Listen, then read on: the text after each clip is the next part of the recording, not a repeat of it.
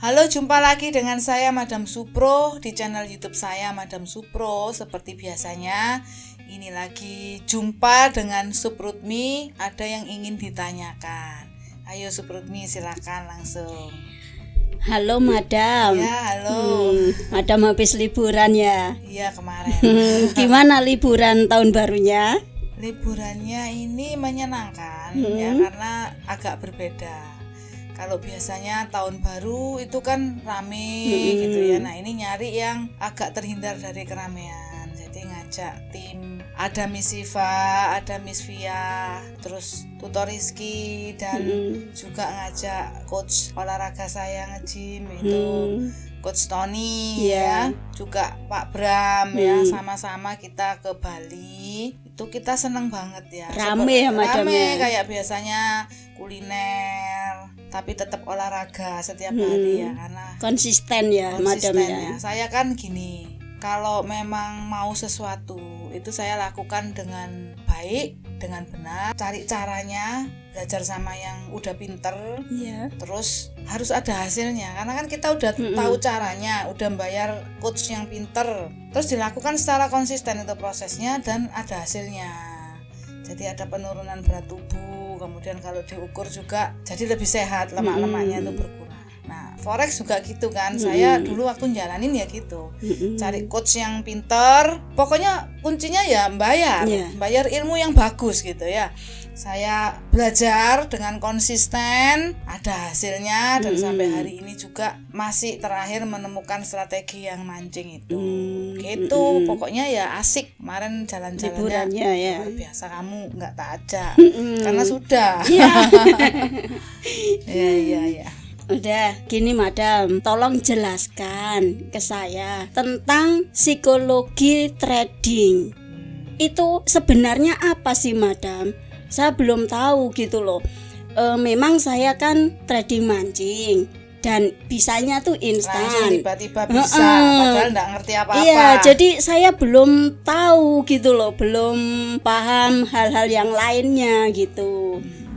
Tapi trading ya. Trading. Ini kan ajaib ya. Nggak ngerti apa-apa tapi bisa trading, yang penting nurut kan gitu. Iya. Oke, sekarang aku mau tanya dulu. Selama trading mancing itu profit nggak? Profit saya. Oke. Kok bisa profit? Karena apa? Ngawur atau seperti apa, atau ada caranya terus diikutin. Nah, ini boleh diceritakan dulu kayak apa sih? Kok bisa ngasilin profit? Kok enggak bahaya? Itu selama ini gimana? Selama saya trading itu saya mengikuti aturannya, mengikuti rule-nya, mengikuti arahan dari tutor gitu. Nurut. Kenapa kok nurut? Enggak ada kepinginan enggak nurut gitu? Enggak kepingin sih, karena saya pengen aman gitu aja gitu loh. Aman. Jadi pengen trading itu enggak deg-degan gitu, bisa tidur enak gitu. Ya, jadi psikologi trading forex itu termasuk walaupun enggak ngerti sudah dijalani. Ya, kayak ngikutin SOP trading itu termasuk di psikologi forex ya, karena psikologi forex itu saya kategorikan ada beberapa macam gitu ya. Yang pertama itu psikologi forex dari tindakan kita. Tindakan kita, misalnya kayak trading mancing itu kan ada SOP-nya. Trading lainnya juga ada pasti ya, di luaran itu ada. Nah, SOP ini kan harus diikuti. Ya, misalnya lotnya harus berapa, cara ngitungnya pakai kalkulator seperti apa, ya kan? Terus habis gitu dijalani akhirnya dapat profit. Ngikutin SOP itu, ngikutin masang lotnya berapa, ya kan? Averagingnya itu berapa, itu diikutin semua. Artinya emosinya, ya kan? Kemudian apa yang dipikirkan sama tindakannya itu bisa terkontrol dengan baik. Nah, itulah yang dimaksud dengan psikologi forex ya, psikologi trading juga. Nah, tapi psikologi trading itu macam-macam, nggak cuma itu aja gitu ya. Misalkan orang itu nggak mau melakukan, kan pasti ada gitu ya. Dikasih caranya kayak gini, SOP-nya kayak gini, ya enggak aku nggak mau.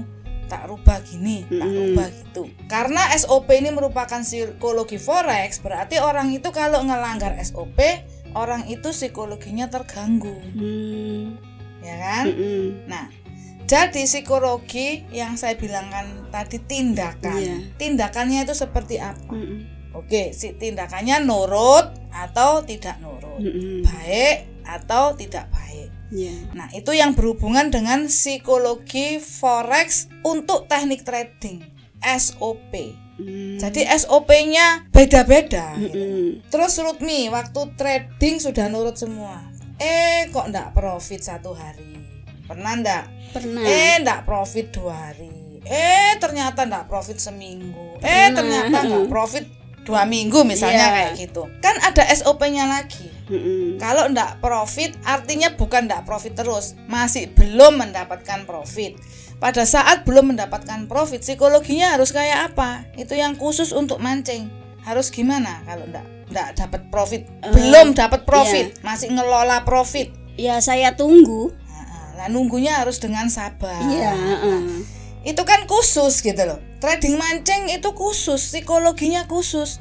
Harus sabar. Nah, harus sabar nungguin. Sementara kita sabar nungguin, ada aturannya lain lagi. Misalnya bisa open posisi untuk mata uang yang lain.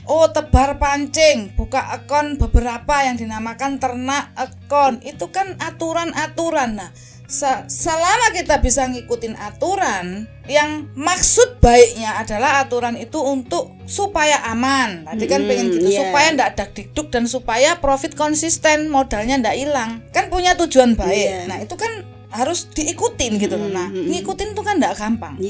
Itu psikologi trading. Kalau bisa ngikutin psikologi tradingnya bagus. Gitu. Ya, itu kan yang secara khusus. Nanti orang lain lagi mungkin beda. Kalau enggak profit harus di stop loss, dibuang. Ada enggak aturan gitu? Ada. Itu SOP yang beda lagi. Cara tradingnya lain, ya SOP-nya lain.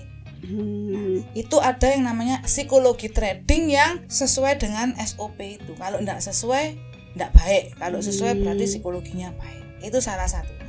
Kemudian ada yang namanya psikologi trading umum. Secara umum orang pasti bilang jangan serakah, ya kan? Yang sabar itu ya. Itu yang umum-umum itu juga termasuk psikologi. Jangan serakah dan lain sebagainya, ya kan? Di tempat umum kan pasti ada kayak gitu. Tapi bukan aturan bakunya harus kayak apa dalam sebuah strategi, itu beda. Jadi kan ada dua, yang umum dan khusus. Kalau khusus, ya gimana cara kita jalanin trading yang teknik kayak gitu, itu kan ada psikologinya sendiri. Kalau yang umum money management, nah itu harus gini dan lain sebagainya, itu umum. Tapi ada khususnya, ya jadi ada dua. Kemudian itu kan yang tindakan. Tindakan itu bisa dilihat orang. Artinya outside, ada di luar. Nah, tindakan-tindakan ini dipengaruhi oleh apa yang ada di dalam diri kita, yang disebut inside. Inside, jadi ada di dalam diri kita. Jadi ketika Rutmi melakukan sesuai dengan SOP, psikologinya bagus. Itu karena sebelum Rutmi melakukan, sebelum tindakan, itu kan dipikir dulu. Aku tak melakukan ini, aku tak nurut. Itu pikirannya Rutmi, itu yang ada di dalam. Nah, di dalam ini kenapa kok bisa nurut? Itu kan tergantung yang di dalam. Tergantung latar belakang, tergantung misalkan ya dari hal-hal yang menunjang sifatmu. Ya, kalau memang orangnya sifatnya tidak sabaran, orang sifatnya gerusa-gerusu, tergantung dari apa? Iya, dari lingkungannya juga. Ya dari masa kecilnya dia, latar belakangnya, pendidikannya loh, ya macam-macam gitu loh.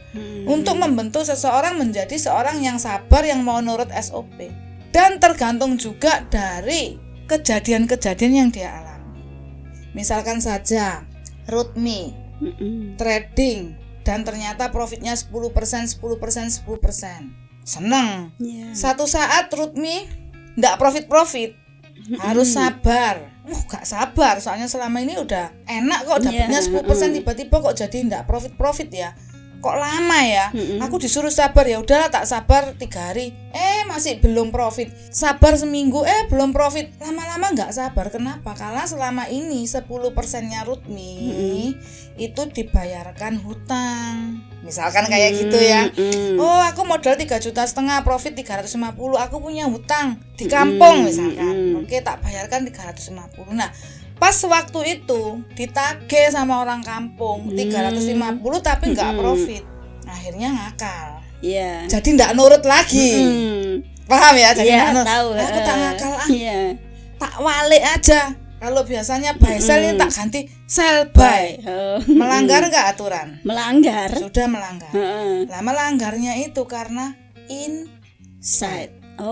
Karena penyebab yang ada di dalam berkecamuk di dalam pikiran kita, akhirnya jadi nakal. Jadi tradingnya terganggu ya Madam ya. Akhirnya terganggu, terus ternyata diwalik, temennya jadi profit besoknya. Lu getun sudah diwalik, walak, kamunya jadi ndak profit, jadi ndak karu-karuan. Akhirnya gergeten di cut loss, rugi 10%. Itu kan akibat terganggu psikologi trading. Iya Madam. Jadi tergantung dari mendesaknya seperti apa. Kadang-kadang tuh orang keadaan mendesak, uang hutang, harus membayar bunga, ya, didesak sama keluarga. Jadi saya punya saudara ya, itu belajar trading sama saya gitu ya. Terus suatu saat dia udah nggak trading sama saya, ternyata merajalela kemana-mana untuk cari ilmu. Terus dia ketemu ilmu. Nah, setelah los di luaran balik ke saya terus cerita gitu ya. Ternyata itu istrinya. Itu yang sukaannya membanding-bandingkan dia dengan orang lain gitu. Ayo kamu jangan trading itu profitnya kecil, cari ilmu yang profitnya besar, nyari guru lagi, bayar urunan patungan, trading, dan ternyata temennya bisa profit besar. Dia profitnya kecil, nyari yang aman. Istrinya marah, kamu kok profitnya kecil? Itu loh si A aja bisa, masa kamu ndak bisa? Akhirnya panas. Aku ya juga harus bisa profit besar, akhirnya loss. Nah, itu gangguan-gangguan psikologi yang aku bilang tadi, insight.